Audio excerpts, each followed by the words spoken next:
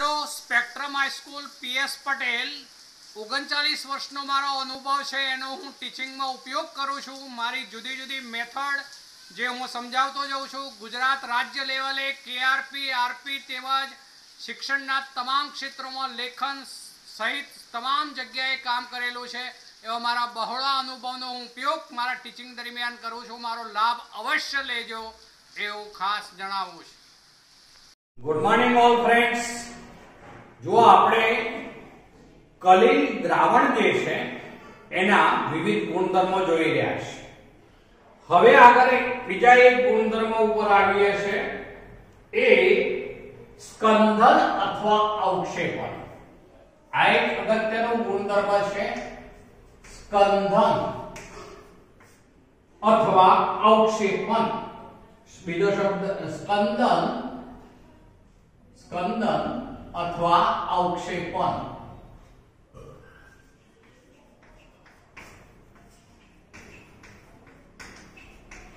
अवक्षेपण आपणे आगळ जोई गया के कलिल जे छे एनी जे बनावट जोई गया विविध एमा कलिल कणो जे छे ए कोई एक वीजभार धरावे छे। को तो ये धन विद्युत भारित होय को तो ये ऋण विद्युत भारित होय। आवा कलिल कणोना आ रीते कोई एक समान वीजभार होवाने कारणे कलिल कणो ज्यारे कोई कारणसर एकबीजानी नजीक आव्या होय त्यारे तेमनी वच्चे अपाकर्षण थाय छे, जेने कारणे तेओ एकबीजाथी दूर धकेलाशे, जेने कारणे ए वखते जे कलिल छे स्थायी रही शके छे। पण हवे मानो के कोईक कारणसर जे कलिल कणो छे एना उपरनो वीजभार दूर थाय। जो कलिल कण परनो वीजभार दूर थई जाय तो त्यारबाद कलिल कणो ज्यारे एकबीजानी नजीक आवशे त्यारे तेमनी वच्चे अपाकर्षण थशे नहीं, जेने कारणे वधुने वधु कलिल कणो समुच्चयित पामता जाय एटले के जोड़ाता जाय। वधुने वधु कलिल कणो समुच्चयित पामता जाय जेने कारणे एटलो बधो मोटो बृहद अणु बनी जाय के जेने कारणे गुरुत्वाकर्षण बळने कारणे ते तळिये बेसी जाय। तो आ घटना जे बनी तेने कहेवाय स्कंदन अथवा अवक्षेपण। फरीथी एक बार बोलूं छुं, ध्यान राखજો के कलिल नी बनावटो जे छे एमां कलिल जे छे एमां कलिल कणो कोई एक समान वीजभार धरावता होय छे। को तो ते बधा धन विद्युत भारित होय को तो पछी ऋण विद्युत भारित होय। हवे समान वीजभार ने कारणे आवा कलिल कणो जे छे ए कोई कारणसर पेली ब्राउनियन गतिने कारणे मानो के नजीक आवे छे तो ए वखते तेमनी वच्चे अपाकर्षण थशे, जेने कारणे तेमने વધુ નજીક આવતા અટકાવશે, જેને કારણે કલિલ સ્થાયી થશે। પણ હવે માનો કે કોઈ કારણસર કલિલ પરનો વીજભાર દૂર થઈ જાય। જો કલિલ પરનો વીજભાર દૂર થઈ જશે કલિલ કણ ઉપરનો તો કલિલ કણો જે છે એ હવે નજીક આવે ત્યારે તેમની વચ્ચે અપાકર્ષણ નહીં થાય। અપાકર્ષણ નહીં થાય એટલે કલિલ કણો જોડાતા જાય। વધુને વધુ કલિલ કણો સમુચ્ચયિત પામતા જાય જેને કારણે કણ મોટો ને મોટો થતો જાય, જે ગુરુત્વાકર્ષણ બળને કારણે તળિયે બેસી જાય। તો આ ઘટના જે છે એને સ્કંદન કહેવાય અથવા તો અવક્ષેપણ કહેવાશે। તો આપણે આ સ્કંદન અથવા અવક્ષેપણની વાત કરી। હવે જલવિરાગી સોલની સ્થાયીતા कलिल कणों परना वीजभारनी हाजरीने कारणे होय छे। जो कोई कारणसर वीजभार दूर करवामां आवे तो कणो एकबीजानी नजीक आवशे અને સમુચ્ચય રચશે જે ગુરુત્વાકર્ષણ બળ હેઠળ નીચે બેસી જશે. આ ઘટનાને સોળનું સ્કંદન અથવા અવક્ષેપણ કહે છે. હવે જળ વિરાગી સોળનું સ્કંદન કેવી રીતે થાય? આપણે આગળ એવું જોઈ ગયા હતા. સોળના બે પ્રકાર છે, જલ વિરાગી અને જલ અનુરાગી. જલ એટલે પાણી, જલ વિરાગી હાઇડ્રોફોબિક ઇંગ્લિશ શબ્દ. ચલો, જલ વિરાગી સોલ હોય તો એનું સ્કંદન કેવી રીતે થશે તે. એટલે હવે હું જલ વિરાગી સોલ નું સ્કંદન એના ઉપર આવીશું. જલ વિરાગી સોલ નું સ્કંદન તો પહેલો એક મુદ્દો બનાવું છું. એમાં વિદ્યુત કણ સંચલન જે છે, જેમાં આપણે સાધનનું નામ ઇલેક્ટ્રોફોરેસિસ બનાવ્યું હતું. જે યુવાકારની નળી છે એમાં જે કલિલમય દ્રાવણ હોય ભર્યું હોય તેમાં પ્લેટિનમના બે વિદ્યુત ધ્રુવો એનોડ અને કેથોડ તરીકે હોય અને બહારથી હાઈ વોલ્ટેજનું વિદ્યુત દબાણ લાગુ પાડીએ ત્યારે કલિલ કણો તેમના વીજભાર કરતા વિરુદ્ધ વીજભાર ધરાવતા વિદ્યુત ધ્રુવ તરફ ગતિ કરશે, જેને કારણે કોઈ એક ધ્રુવ પર એકઠા થઈ જશે. કલિલ કણો બધા એક ધ્રુવ પર એકઠા થઈ જશે એટલે એ ઘટના થઈ, એ સ્કંદનની ઘટના થઈ, અવક્ષેપણની ઘટના થઈ. તો આ રીતે વિદ્યુત કણ સંચાલન દ્વારા પણ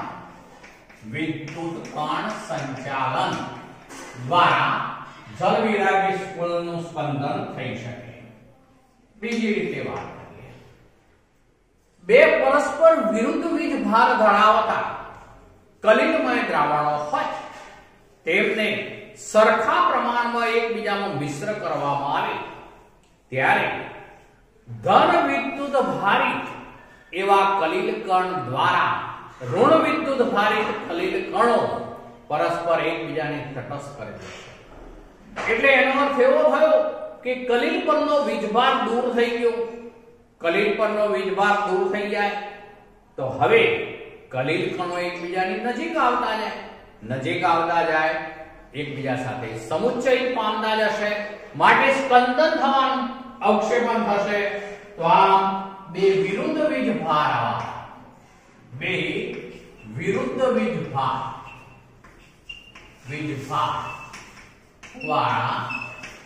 કલિલ જે છે, બે વિરુદ્ધ વીજભાર વાળા સોલ મિશ્ર કરતા.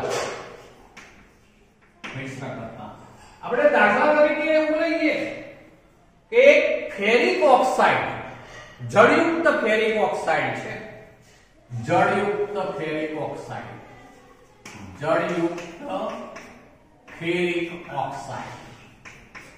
એટલે કે બીજી રીતે સૂત્ર કહું તો આગળ આપણે જોઈ ગયા છે Fe2O3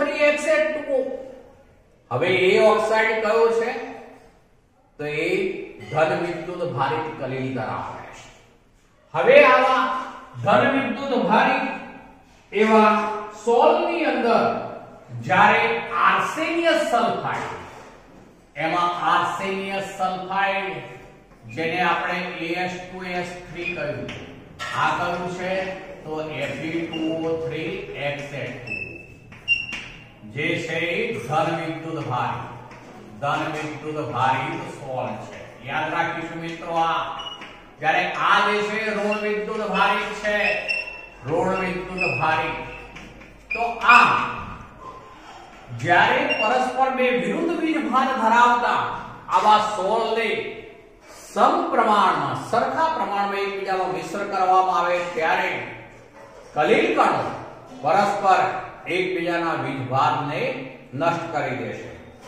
કલિલ કણો તટસ્થ બની જાય એટલે સ્વાભાવિક છે તે એકબીજાની નજીક આવે એટલે સમુચ્ચયની ક્રિયા થતી જાય, વધુને વધુ એકઠા થતા જાય, ભેગા થતા જાય, મોટો બૃહદ અણુ બનતો જાય, માટે અવક્ષેપણ થશે. તો બે વિરુદ્ધ વીજભાર ધરાવતા આયનો ધરાવતા હોય સોલ ત્યારે પણ એનું સ્કંદન થશે. ત્રીજી બાબત છે ઉકાળતા. માનો કે કોઈ એક જ વીજભાર ધરાવતું કલીલ દ્રાવણ છે, પણ એને જ્યારે આપણે ઉકાળીશું ત્યારે હીટ આપવાના. હીટ આપીએ એટલે એ વખતે જે વિક્ષેપણ માધ્યમ અથવા પરિક્ષેપણ માધ્યમ કહેવાય એના અણુઓ કલીલ કણો ઉપર વારંવાર અથડાશે, જેને કારણે કલીલ પરનો વીજભાર ઘટે. ચલો, કલીલ પરનો વીજભાર ઘટે એટલે ધીમે ધીમે કલીલ કણ એકબીજાની નજીક આવતા જાય, અપાકર્ષણ ઘટતું જાય, કલીલ કણ નજીક આવતા જાય, સમુચ્ચયનની ક્રિયા થવા મળશે, જેને કારણે પણ જે અવક્ષેપણ અથવા તો સ્પંદન થશે. ફરીથી બોલું છું, સોલને ઉકાળવામાં આવે ત્યારે જે અધિસ્તર હોય એ અધિસ્તરમાં અધિશોષિત સ્તર કહેવાય. એ અધિશોષિત સ્તરમાં ખલેલ પહોંચે, જેને કારણે પરિક્ષેપણ માધ્યમના અણુઓની અથડામણ વધી જાય છે. આ કણો પરનો વીજભાર ઘટાડે છે, જે છેવટે અવક્ષેપણ તરફ દોરવાડે છે. ચોથી બાબત છે જેને કહીશું આપણે દીર્ઘસ્થાયી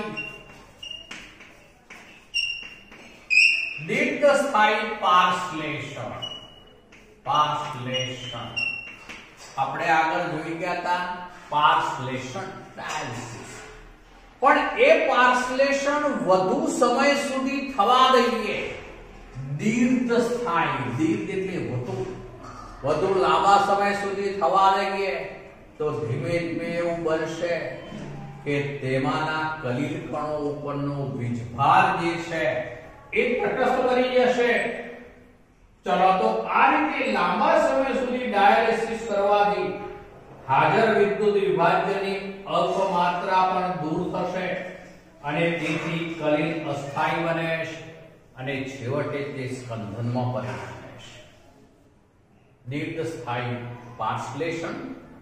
પારશ્લેષણની પ્રક્રિયા વધુ લાંબા સમય સુધી થવા દઈએ એટલે જે વિદ્યુત વિભાજ્યનું પ્રમાણ છે એ ઘણું જ અલ્પતમ થઈ જશે, જેને કારણે કલીલ કણો ઉપરનો વીજભાર ઘટી જશે, જેને કારણે કલીલ કણો જે છે એ તટસ્થ બનવા તરફ જશે, માટે અપાકર્ષણ થશે નહીં, સ્કંદન થશે, સમુચ્ચય બને એટલે સ્કંદન થાય, અવક્ષેપણ થાય.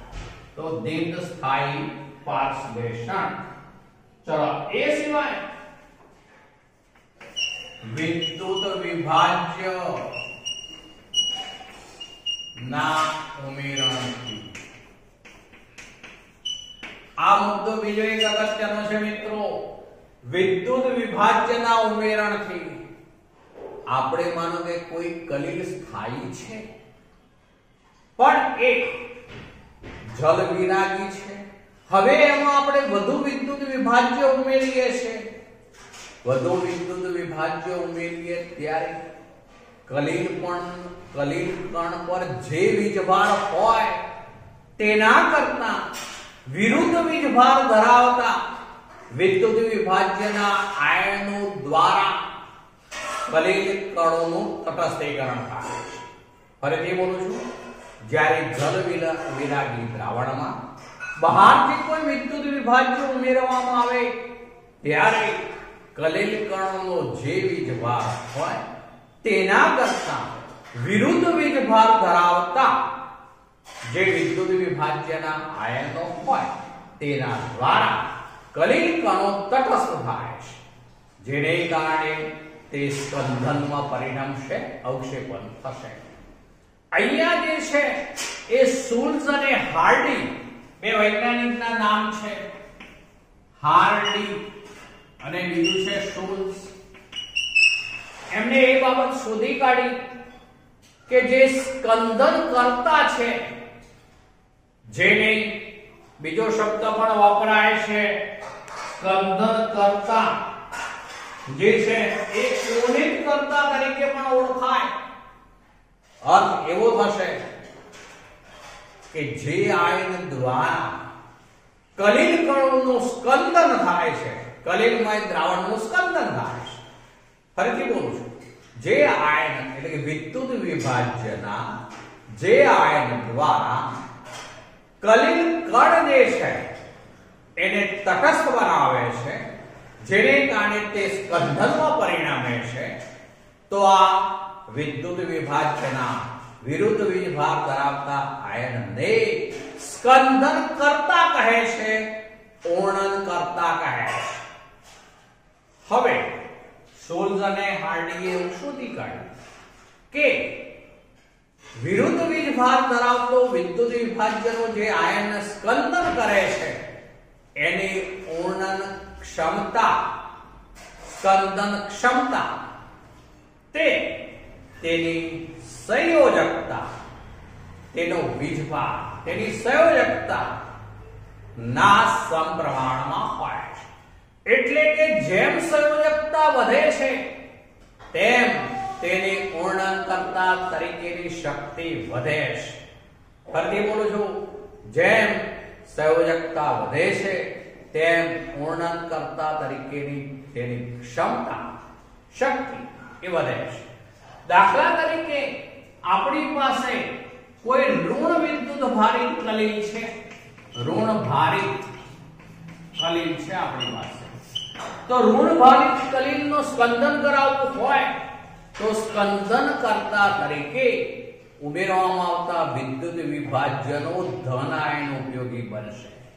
હવે અહીંયા ધન આયનોમાં પણ સ્કંદન શક્તિનો ક્રમ એવો શબ્દ વાપરું છું હું, ધ્યાન રાખજો. સ્કંદન શક્તિ નો ક્રમ, અથવા બીજો શબ્દ પણ બદલું છું જેને કહેવાશે ઓર્ણિત કરતા. ઓર્ણિત કરતા તરીકેનો ક્રમ જે છે એ આ રીતનો થશે: Al3+ is greater than Ba2+ is greater than Na+. ચલો ફરીથી બોલું છું, આપણી પાસે કોઈ ઋણ વિદ્યુત ભારિત કલિલ છે, માનો કે આર્સેનિયસ સલ્ફાઇડ નું કલિલ છે, એન્ટીમની સલ્ફાઇડ નું કલિલ છે, ગુંદર છે, સ્ટાર્ચ છે, જીલેટિન છે, આ બધા જ કયા વિદ્યુત ભારિત છે? તો ઋણ વિદ્યુત ભારિત કલિલ. તમને આ યાદ રાખવું પડશે મિત્રો. JEE અને નીટમાં આવા એપ્લિકેશન વાળા પ્રશ્નો હોય. ઋણ વિદ્યુત ભારિત કલિલ આપણે આગળ જોઈ ગયા છે કયા કયા છે તે પૈકીનો કોઈ પણ કલિલમય દ્રાવણ હોય તેની અંદર જ્યારે Al3+ આયન ઉમેરવામાં આવે તો એની સ્કંદન શક્તિ સૌથી વધારે છે, ઓર્ણિત કરતા એ વધુ છે. Al3+ is greater than Ba2+ is greater than Na+. સંયોજકતા 3, 2 અને 1. સંયોજકતા જેની મહત્તમ એની સ્કંદન શક્તિ પણ મહત્તમ હોય છે, વધુ હોય છે, એ આ દર્શાવે છે. ચલો એને બદલે આપણે માનો કે ધન ભારિત કલિલ લીધા હોય, ધન ભારિત કલિલ. ચલો હવે કલિલ ધન વિદ્યુત ભારિત હોય તો જે ઋણ આયન હોય એનું સ્કંદન કરે. આમાં કોણ ધન આયન સ્કંદન કરે? ધન આયન સ્કંદન કરે. ચલો આની અંદર ધન ભારિત કલિલ હોય તો એ વખતે ઋણ આયન જે હોય એ સ્કંદન કરે, ઋણ આયન સ્કંદન કરે અથવા સ્કંદન કરતા બને. ચલો ઋણ આયન સ્કંદન કરતા એમાં પણ જેમ સંયોજકતા વધે તેમ તેની ઓર્ણિત કરતા ક્ષમતા વધે છે, ઓર્ણિત કરતા શક્તિ વધે છે. દાખલા તરીકે આપણે આવું લઈએ, FeCN6 is greater than PO4 is greater than SO4 is greater than Cl Br. તો જુઓ અહીંયા સંયોજકતા 4 3 2 1 જેની સંયોજકતા વધુ તેની ઓર્ણિત કરતા ક્ષમતા વધુ.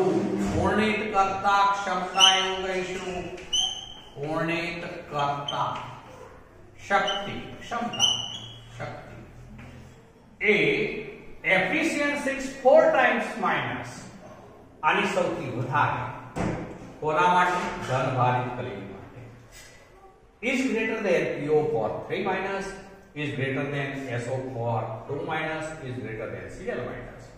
તો આનો અર્થ એવો થયો કે કલિલ કણનો જે વીજભાર હોય તેના કરતો વિરુદ્ધ વીજભાર ધરાવતા વિદ્યુત વિભાજ્યનો આયન તેના કરતો વિરુદ્ધ વીજભાર ધરાવતા વિદ્યુત વિભાજ્યનો આયન એ સ્કંદન કરતા તરીકે ઓળખાશે એના દ્વારા સ્કંદન થતું હોય એ માટે તેમને ઉણિત કરતા તરીકે ઓળખીશું જેની સંયોજકતા વધુ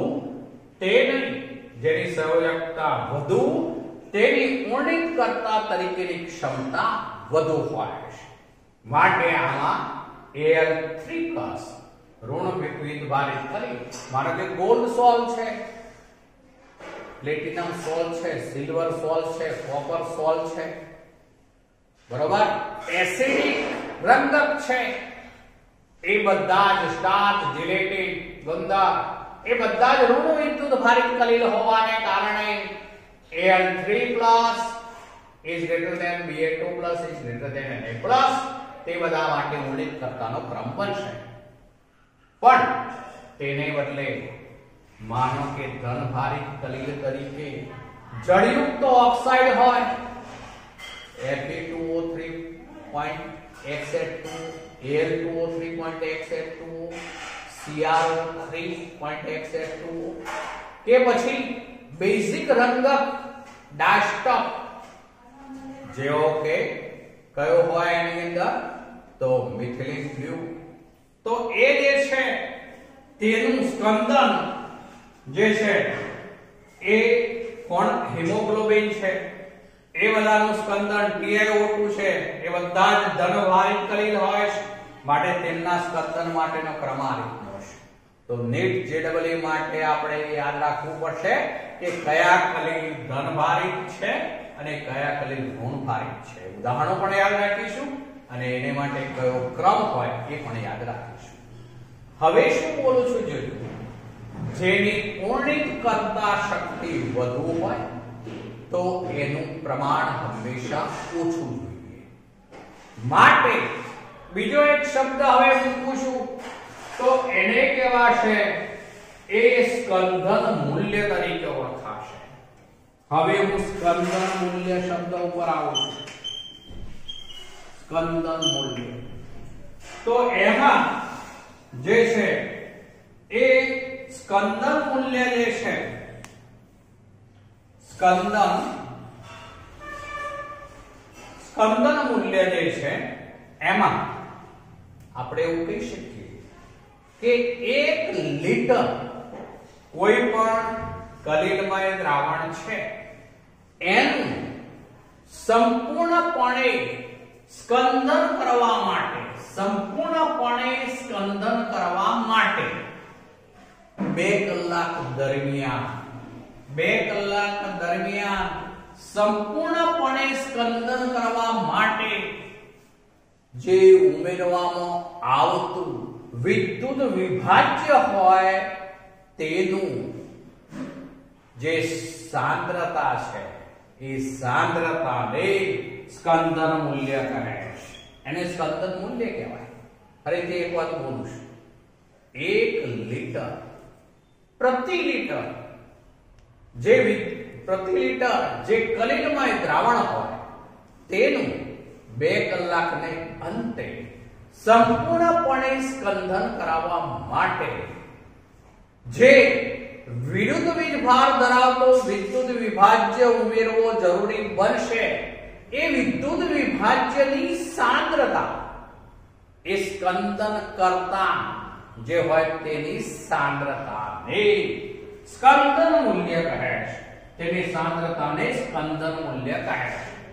એટલે અર્થ એવો થયો કે જેની પૂર્ણન કરતા ક્ષમતા વધુ હોય એનું પ્રમાણ સૌથી ઓછું જોઈશે માટે એનું સ્કંદન મૂલ્ય સૌથી ઓછું કહેવાશે.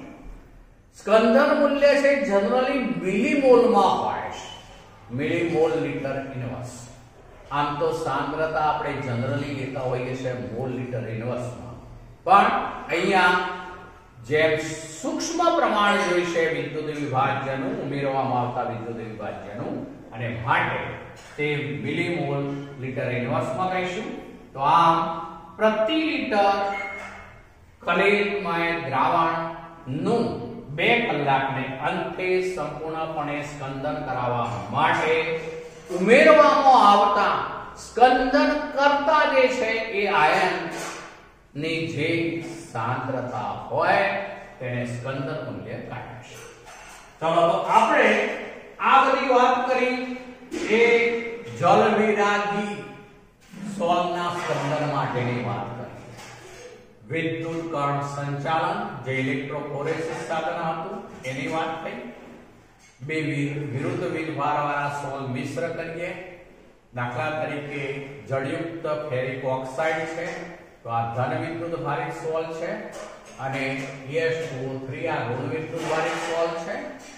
આવા બે પરસ્પર વિરુદ્ધ વીજભાર ધરાવતા સોલને સમપ્રમાણમાં મિશ્ર કરીએ ત્યારે પણ તેઓ કલિલ કણો પરસ્પર એકબીજાને તટસ્થ કરી દેશે, માટે સ્કંદન થવાનું.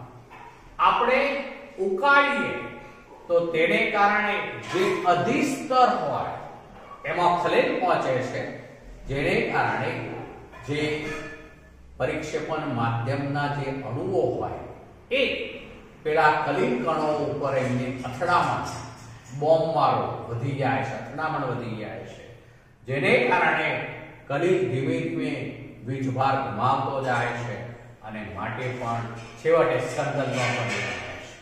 દીર્ઘસ્થાયી પાર્શ્લેષણની ઘટના વધુ લાંબા સમય સુધી કરવામાં આવે તો મોટા ભાગનું વિદ્યુત વિભાજ્ય જે છે એ પેલી બે થેલી કોથળી એમાંથી બહાર નીકળી જશે, કલિલમાંથી બહાર નીકળી જશે, જેને કારણે એનો વીજભાર એ ગુમાવશે, જેને કારણે કલિલ કણ જે છે એનું સ્કંદન થશે.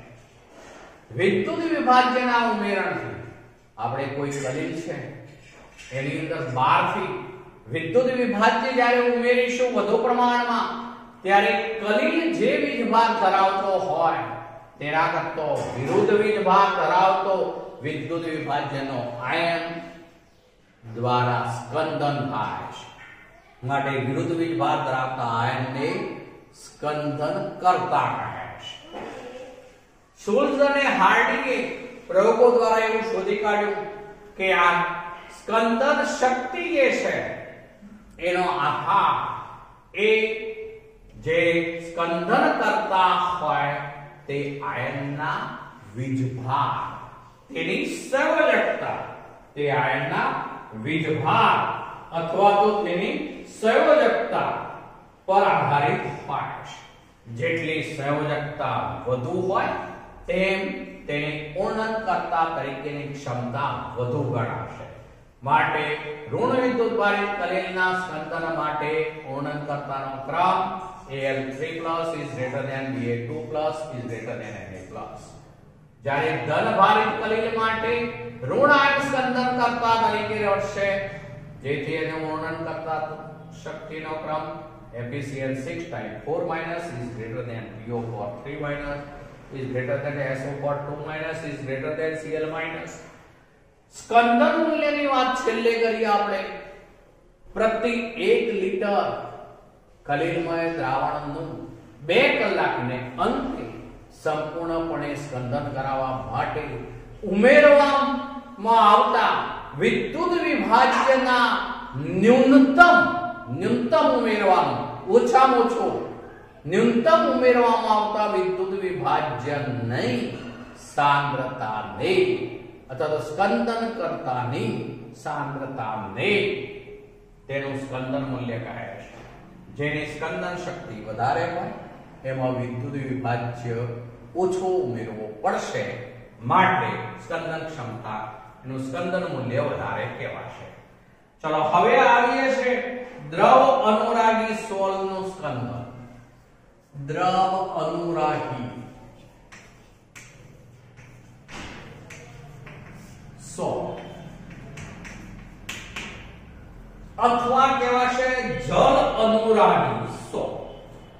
ચલો દ્રવ અનુરાગી સોલ જે છે એમાં પણ વીજભાર હોય છે, પણ દ્રવ વિરાગી સોલ અથવા જલ વિરાગી સોલ ની સાપેક્ષમાં દ્રવ અનુરાગી સોલ જે છે અથવા તો જલ અનુરાગી સોલ જે છે એ વધુ સ્થાયી હોય છે. ફરીથી બોલું છું, દ્રવ અનુરાગી સોલ જે છે એ દ્રવ વિરાગી અથવા જલ વિરાગી સોલ કરતા વધુ સ્થાયી હોય છે. એની સ્થાયીતા માટે બે પરિબળો જવાબદાર છે. એક તો વીજભાર અને બીજું કહેવાશે સોલ્વેશન, દ્રાવક યોજન, જેને ગુજરાતીમાં કહેવાય સોલ્વેશન. તો આ બે પરિબળો જવાબદાર છે, એક વીજભાર અને બીજું કહું છું એ સોલ્વેશન. હવે માનો કે કોઈ કારણસર આપણે આ બંને પરિબળોને દૂર કરી દઈએ તો જલ અનુરાગી સોલનો પણ અવક્ષેપણ થશે. તે માટે વિદ્યુત વિભાજ્ય ઉમેરવામાં આવે અથવા તો બહારથી કોઈ યોગ્ય દ્રાવક ઉમેરવામાં આવે ત્યારે આવા જલ અનુરાગી સોલ જે છે તેનું અવક્ષેપણ થશે. ફરીથી બોલું છું, બહારથી કોઈ વિદ્યુત વિભાજ્ય ઉમેરવામાં આવે અથવા તો યોગ્ય દ્રાવક ઉમેરવામાં આવે ત્યારે આવા દ્રવ અનુરાગી અથવા તો જલ અનુરાગી સોલ હોય તો તેનું અવક્ષેપણ થશે. દાખલા તરીકે આલ્કોહોલ અને એસિટોન જેવા દ્રાવક જળ અનુરાગી સોલમાં ઉમેરવામાં આવે છે ત્યારે પરિક્ષેપિત કલાનું નિર્જલીકરણ થાય છે. આ પરિસ્થિતિમાં વિદ્યુત વિભાજ્યનું થોડુંક પ્રમાણ સ્કંદન લાવી શકે છે. દાખલા તરીકે આપણે એવું કહ્યું, આલ્કોહોલ કે એસિટોનને જ્યારે આવા જળ અનુરાગી સોલમાં ઉમેરવામાં આવશે ત્યારે એ સોલનું નિર્જલીકરણ થાય છે, જેને કારણે તેનું વિદ્યુત વિભાજન થોડુંક પ્રમાણ પણ સ્પંદન લાવે છે. ચલો હવે આવીએ છે કલિલનું સંરક્ષણ.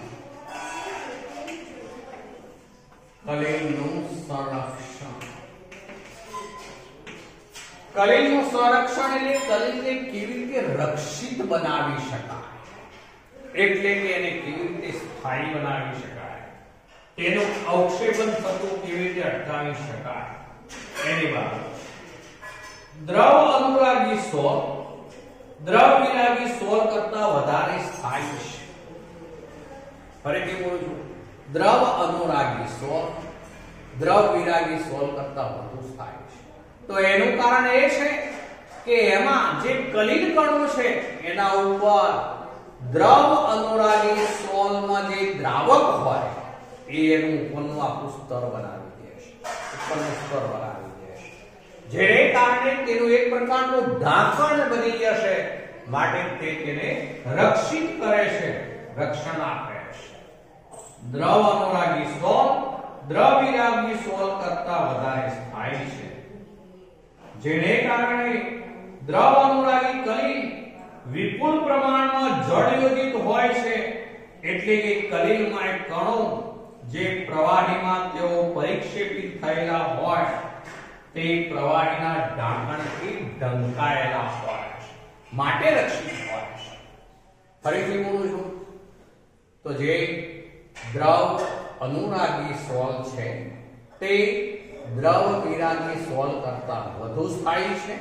કારણ એ છે કે એના કલિલ કણો જે છે એ પેલું દ્રવ એની ઉપરની સપાટી ઉપર પરિક્ષેપણ માધ્યમ જે છે એ ઉપરની સપાટી ઉપર એનું ઢાંકણ બનાવી દે છે, જેને કારણે તેનું સ્કંદન થતું અટકાવવામાં એ મદદરૂપ બનશે. દ્રવ અનુરાગી કલિલને દ્રવ વિરાગી કલિલના સંરક્ષણનો વિશિષ્ટ ગુણધર્મ છે. અર્થ કેવો થશે કે જ્યારે દ્રવ અનુરાગી જે કલિલ છે એને દ્રવ વિરાગી સોલમાં ઉમેરવામાં આવે. ફરીથી બોલું છું, ધ્યાન રાખજો. દ્રવ અનુરાગી કલિલ અથવા સોલને જ્યારે દ્રવ વિરાગી સોલમાં ઉમેરવામાં આવે છે ત્યારે દ્રવ વિરાગી સોલની આસપાસ દ્રવ અનુરાગી સોલ જે છે એક પ્રકારનું રક્ષણકારી કવચ બનાવે છે.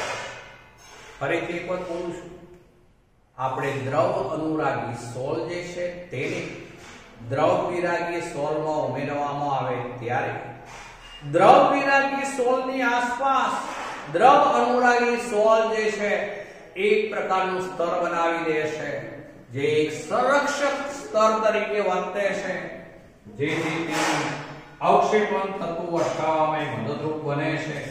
માટે જે જળ અનુરાગી અથવા દ્રવ અનુરાગી કણો છે તેને સંરક્ષણ કલિલ કહે છે. તો આમાં દ્રવ અનુરાગી જે સોલ છે તે કણો દ્રવ વિરાગી કણોની ચોપાસ એટલે બધી જ બાજુએ એક સ્તરની રચના કરે છે. આમ જલ વિરાગી સોલનું વિદ્યુત વિભાજ્યથી સંરક્ષણ થાય છે, જેથી તેનું અવક્ષેપણ થતું અટકશે, માટે તેને સંરક્ષણ કલિલ કહે છે. તો એટલે કલિલનું સંરક્ષણ થાય છે.